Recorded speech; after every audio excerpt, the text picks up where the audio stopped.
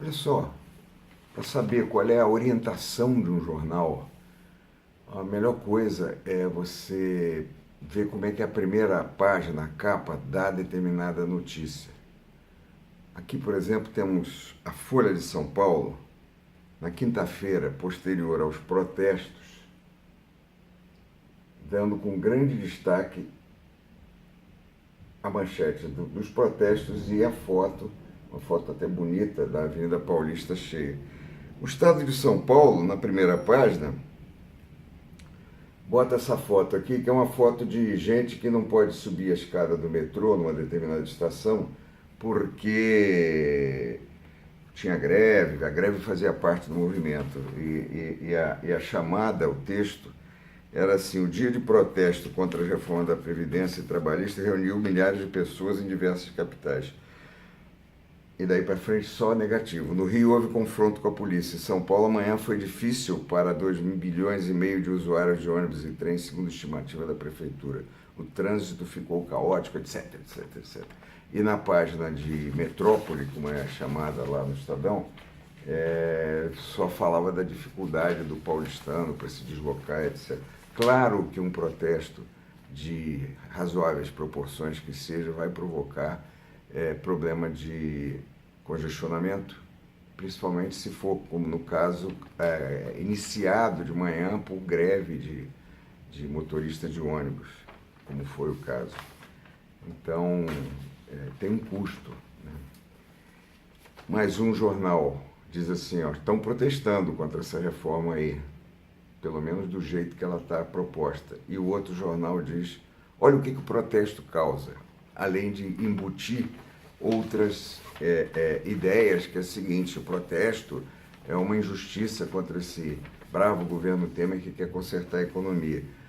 O Vinícius Torres Freire, que é colunista da Folha de São Paulo, escreveu no dia seguinte a divulgação da famosa lista de Janot, que por sinal é um nome equivocado, né? Ele é calcado na lista de Schindler. A lista de Schindler era uma suposta, um ato de benemerência do Schindler, dono de uma indústria que conservou os judeus que trabalharam para ele, e que possivelmente estava interessado em ter os operários lá, e não era um filantropo.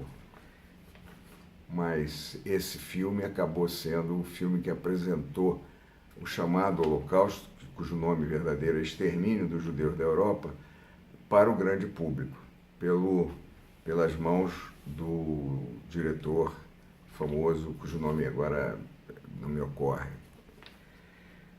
Esse colunista, Vinícius Torres Freire, escreveu, tipo Rei Tanu, da seguinte maneira: mais gente ainda, gente que acha que a coisa passa, a reforma passa, não muito desfigurada até setembro de 2017, e diz assim, mais gente ainda diz que não há alternativa, entre aspas.